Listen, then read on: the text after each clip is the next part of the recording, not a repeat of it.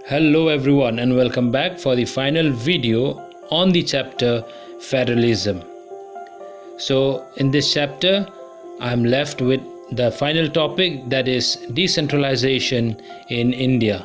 Decentralization in India. This topic we have done in brief in my previous videos. So anyways, let's see what is this decentralization in India in deep sense. Now when you talk about decentralization in India, we have noted that federal governments have two or more tiers of governments.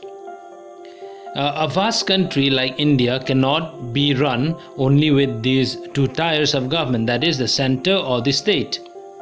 Thus, there is a need for power sharing within states. So, this led to the rise of decentralization. And the third tier came to be known as local self-government. Now, what is the basic idea behind decentralization? Let us see this also. Now, sharing of power between center and the state level or the local level reduces conflicts.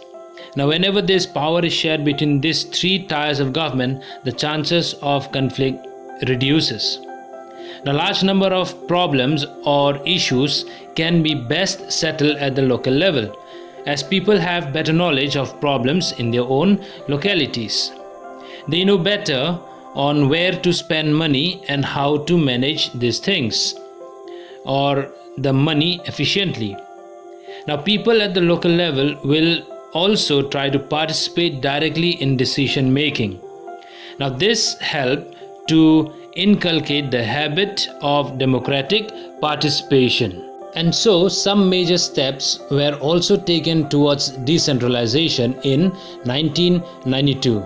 Now let us see what steps are being taken by the government to make the third tier of the government powerful and effective.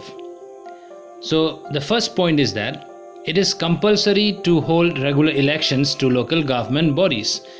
Now, from the word compulsory means now after the amendment, they say that election has to be held in the local government bodies every after 5 years. The second thing that they had taken, or the second step, is that seats were reserved in local bodies for the SCs, STs and OBCs to ensure their participation.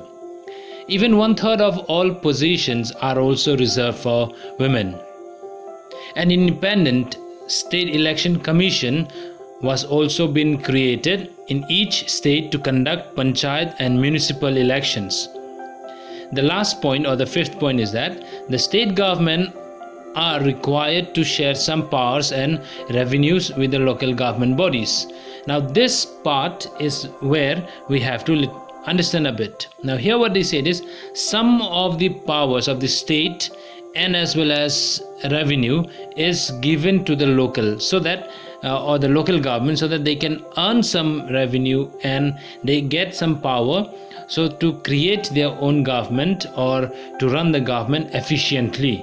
So right after these steps taken by the government to make the third tier powerful and effective in 1992, our next topic is all about who forms the local government, or what are the bodies that falls under the local government.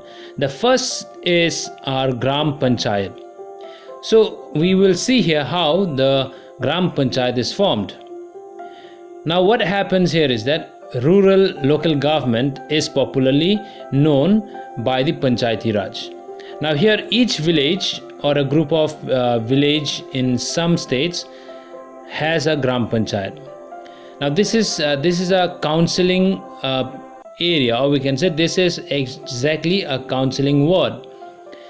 Now all these people together, they are known as Gram Panch, or you can say the Panch means 5.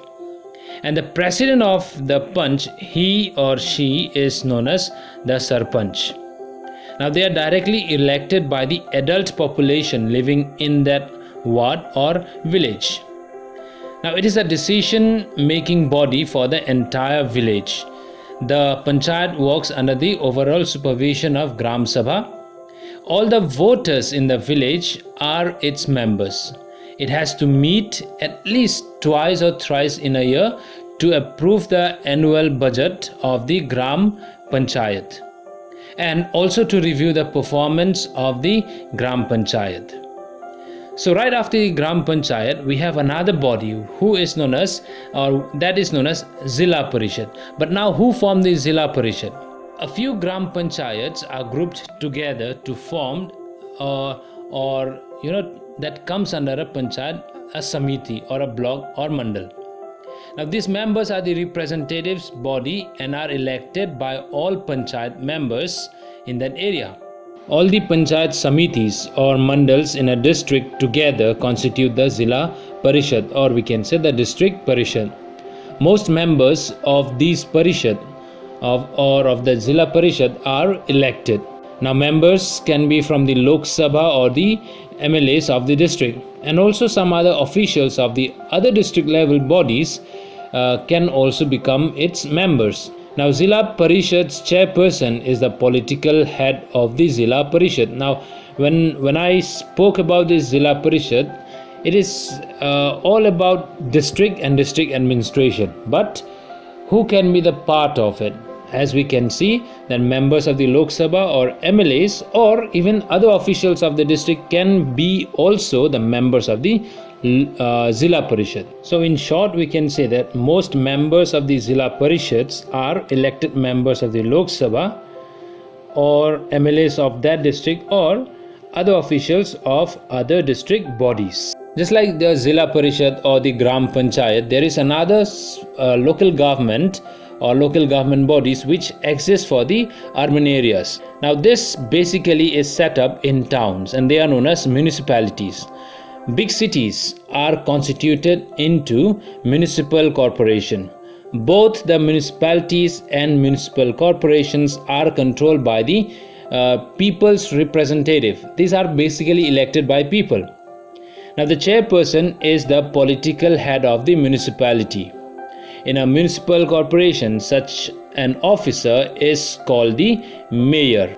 Now a question may be raised in your mind, that is, what is municipal corporation and municipalities? Now municipal corporations basically looks after the big towns and its head is known as the mayor, whereas for the small towns it is known as municipalities, and the head of each municipal corporation is called a municipal chairperson. So with this I came to the end of the chapter. I hope I'm able to make you all understand in the most possible way. Thank you for watching and keep supporting my channel. Thank you.